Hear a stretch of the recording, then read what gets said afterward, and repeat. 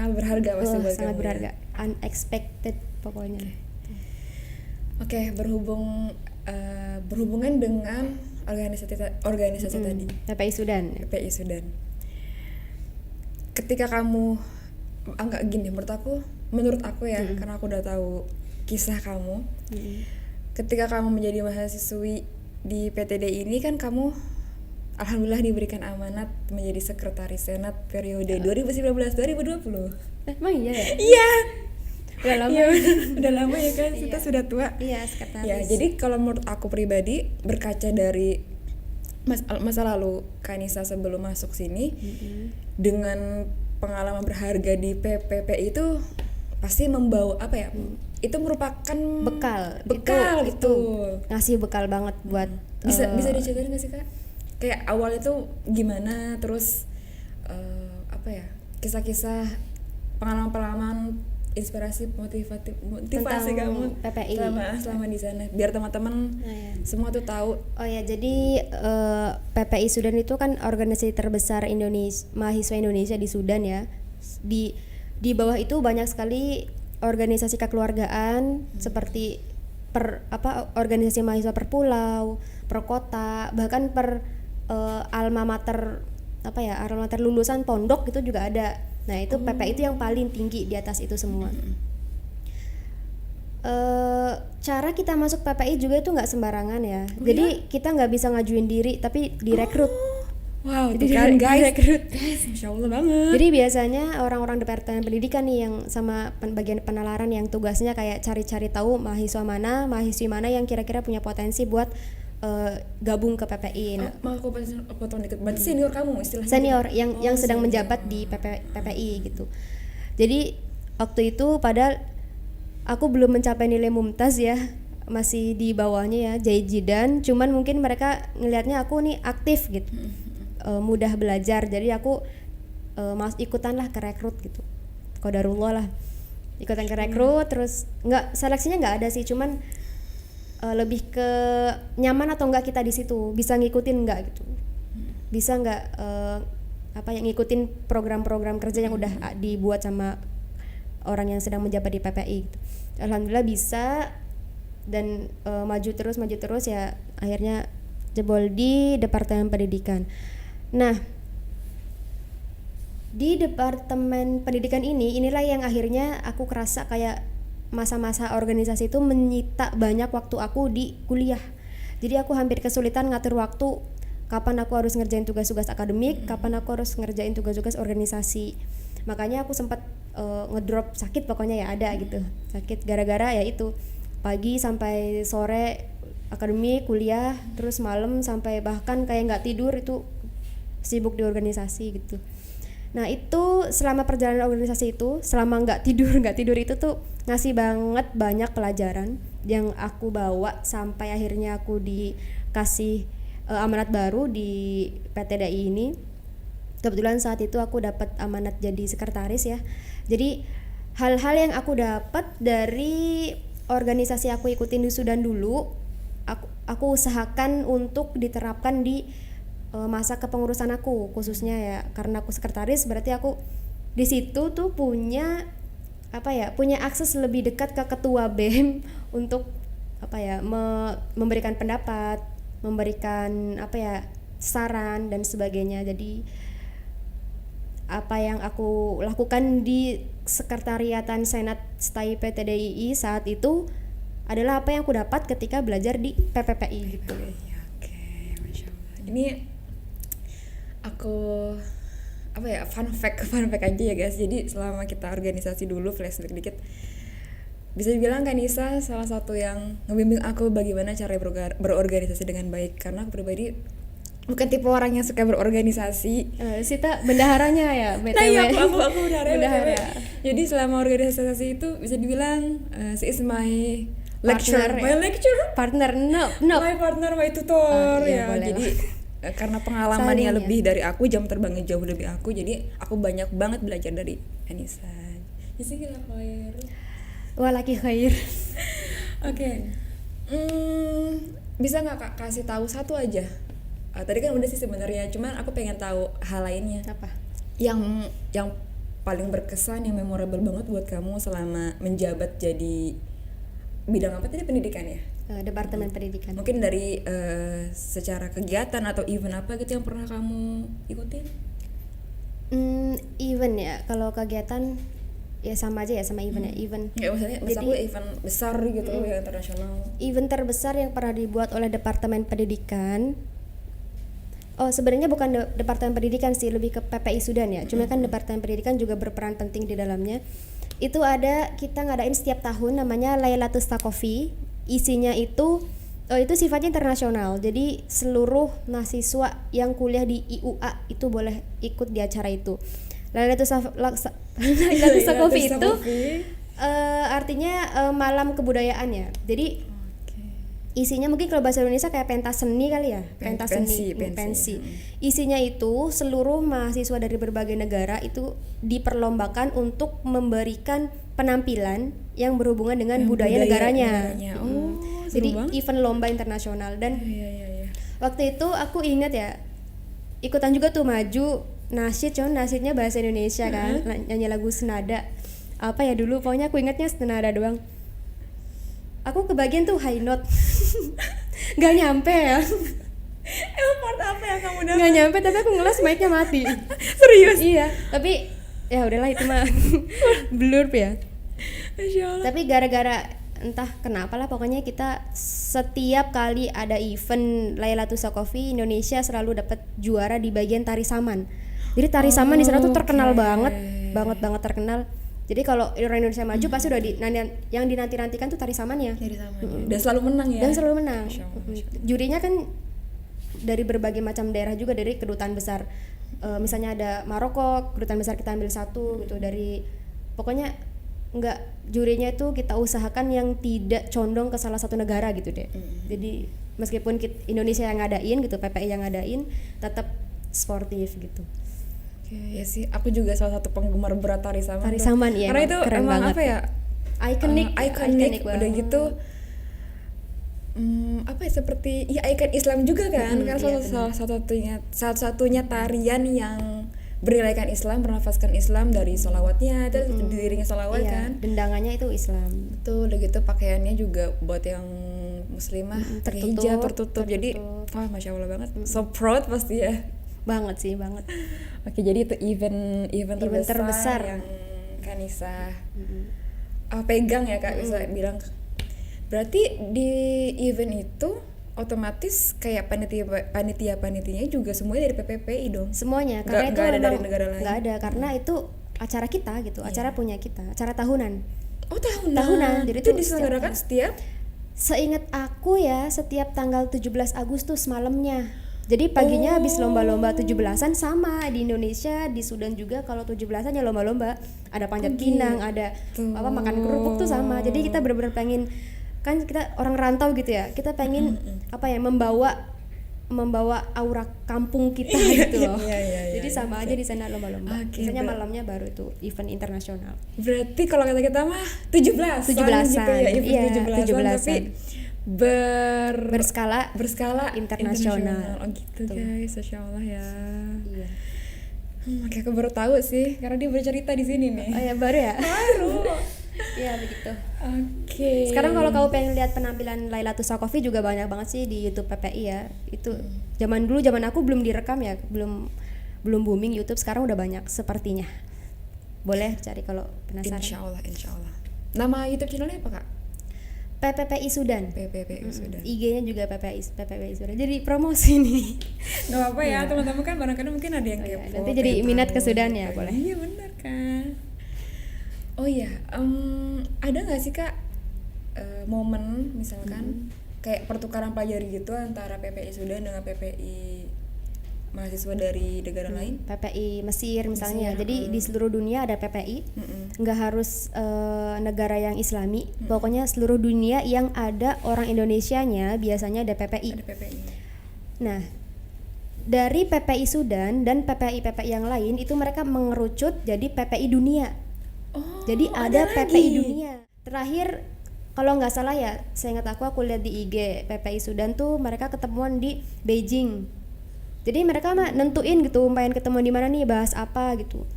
PPI Dunia juga sering bikin event-event yang melibatkan mahasiswa Indonesia yang kuliah di luar negeri gitu. Jadi memang wadahnya dari seluruh warga Indonesia yang kuliah di luar negeri ya PPI Dunia ini gitu.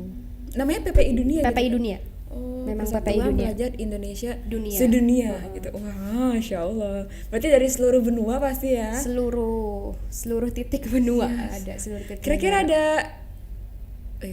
beberapa jumlah negara pasti banyak banget sih banyak ya. banget Nggak kayak Tahingga. Banyak. Oh gitu, Masya Allah, aku baru tahu banget sih. Apa ya, kalau menurutku pribadi ya, jadi bagian dari PPI di salah satu negara gitu udah Masya Allah banget. Ini PPI Dunia, wah pasti kayak wah Memang it's Masya Allah banget ya, udah nggak bisa ngomong apa-apa lagi selain Masya Allah gitu kan. Masya Allah. Dulu ada sebelum PPI Dunia kita juga ada persatuan yang lebih kecil namanya PPI Timur Tengah. Oh Ya, jadi mereka hanya terdiri dari negara-negara Timur Tengah.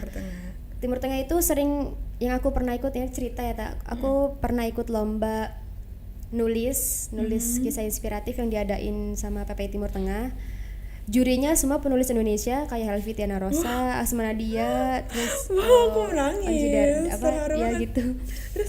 Waktu itu yang diambil 20 besar ya dari seluruh Timur Tengah. Qadarullah tulisanku masuk ke yang nomor 5 besar. Okay. Jadi dibukukan, makanya itu momen pertama tulisanku dibukukan itu ketika lomba itu gitu. Oh, cuman yang waktu itu pernah kamu upload bukan sih? Iya benar, pernah. Tapi kamu belum pernah baca ya? Belum pernah, tapi ya? Aku tahu kayak penulisnya Anissa dan kawan-kawan. Iya benar. Karena ada 20 orang di situ. 20 yang 20 terbaik. Semoga itu menjadi trigger ya, Kak. Iya. Turning point. Oke. Aduh, tunggu sebentar ya, aku kata kenapa dulu nih kayak banyak juga yang aku baru tahu hari ini gitu. Sebelumnya padahal kita sering cerita juga hari-hari. Kita kayak berarti hari-hari kita kayak ceritanya receh. Oke, Masya Allah ya. Aduh, ya Allah, aku terharu banget. Oke, jadi sebenarnya aku tuh udah tahu kayak Anissa tuh udah pernah apa itu kalau kita mah ya nerbitin buku gitu ya kan. Cuman aku belum tahu tuh kalau ternyata kisahnya tuh Masya Allah itu gitu. Jadi di sini baru tahu aku yang terharu sekali sebagai sahabat. Masya Allah. Oke, tapi berarti itu kamu bilang dulu, sekarang masih ada PPI yang Timur Tengah masih? Itu? Oh, masih ada. Maksudnya masih itu ada. Event dulu aku ikutin. Oh, event dulu. Oke. Sekarang masih ada juga, cuma kan syarat ikut event itu harus yang masih kuliah di sana. Karena aku udah nggak di sana lagi, udah nggak bisa. Pasti, of course. Oke, Kak, mungkin hal lainnya seputar dunia perkuliahan kamu yang ingin aku tanyakan. Di sana ada, kalau kita kan pasti tahu banget ya, ada UTS, ada UAS. Di sana ada UTS atau UAS? Ada, sama layaknya Indonesia. Ada UAS, ada UTS, semuanya ada, sama persis. Sistem perkuliahannya itu sama persis. Sama persis. Sama persis. Durasinya juga per semester? Sama juga, persis. Pokoknya hal-hal yang berkaitan dengan kuliah itu sama persis. Sama persis. Pasti nggak ada yang perbedaan yang signifikan banget ya, Kak? Nggak ada sih. Kalau untuk aja kuliah tata ini. Udah gitu-gitu aja sama. Oke. Aku mau nanya apa lagi ya? Oh iya, ini satu hal yang kayaknya teman-teman belum tahu ya. Kamu selama apa jurusan kuliah yang kamu ambil? Oh, jurusan kuliah aku ambil Islamic Studies atau di Dirosat Islamiyah. Dia saat aku di sana dulu masih masuk ke Fakultas Adab atau Sastra. Tapi kalau sekarang kayaknya setahu aku udah mendirikan fakultas sendiri, udah keluar dari Adab. Jadi udah sendirian tuh Fakultas di Dirosat Islamiyah gitu. Islamic Studies. Itu apa yang kamu pelajari, Kak? Tentang ulum syar'i. Segala macam ulum syar'i dan ilmu-ilmu. Oh enggak, kalau hukum itu maksudnya ke syariah wal konun, karena konun itu hukum. Kalau aku lebih ke ulum syar'i yang di luar hukum berarti. Seperti apa contohnya? Aku masih kurang ngerti. Contohnya misalnya ulumul hadis, ulumul Quran, ulumus sunnah gitu, begitu. Gitu. Iya. Itu kayak dasar-dasarnya gitu ya. Lebih ke agama gitu, bukan ke hukum. Karena hukum ada lagi di konun nanti. Dan itu bukan jurusan aku. Oh gitu guys. Jadi tadi apa, Kak? Aku lupa. Di Dirosat Islamiyah. Di Dirosat Islamiyah. Kayaknya kalau di sini juga ada Dirosat Islamiyah ya. Ada di Indonesia. Ini ya di UIN ya, ada nggak Iya, sih UIN tapi itu kayaknya? masuknya fakultas sih kayaknya. Fakultas ya berarti. Fakultasnya, gitu. Di sana juga udah fakultas kan sekarang. Jadi gitu guys, kan di sana ambil Darussalam Islamiyah, Insya Allah ya gitu. Oke, terus apa lagi ya? Ini Kak, ada nggak sih ulama atau kiai khususnya dari Indonesia yang yang pernah kuliah di berkunjung? Sudan. Yang kuliah di Ada Sudan. tak Ustadz Abdul Somad ya? Ustadz Abdul Somad. Beliau kuliah di Sudan. Kuliah di Sudan Setahu kan? aku beliau di Maroko bukan ya? S1-nya. Oh, S1-nya. Kan S2-nya ambil di Sudan. Cuman ketika masa-masa beliau kuliah S2, aku udah di Indonesia. Tapi Oh, dulu iya. pas aku masih di Sudan, beliau sering berkunjung. Jadi ya berkunjung gitu kayak mungkin safari gitu ya. Sering bertemu sama anak-anak PPI. Cuman ya karena aku saat itu masih belum jadi orang yang begitu dikenal ya. Maksudnya masih ngikut-ngikut aja anggota, belum jadi orang pemegang di salah satu departemen.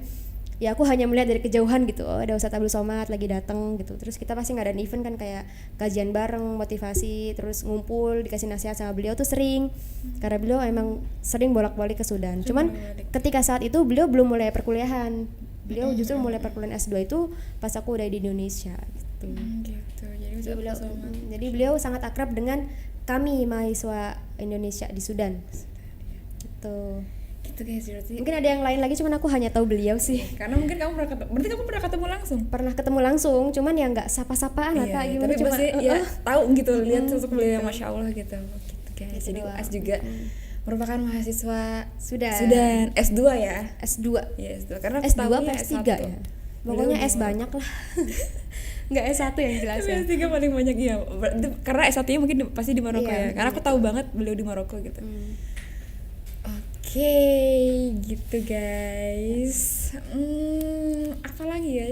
Coba kamu mungkin mau, karena aku nggak nanya deh. Mungkin ada yang kamu ceritain. Random Aku pengen aja. cerita ini tidak menginspirasi, tapi bagi aku ini lucu banget dan sampai sekarang masih aku inget.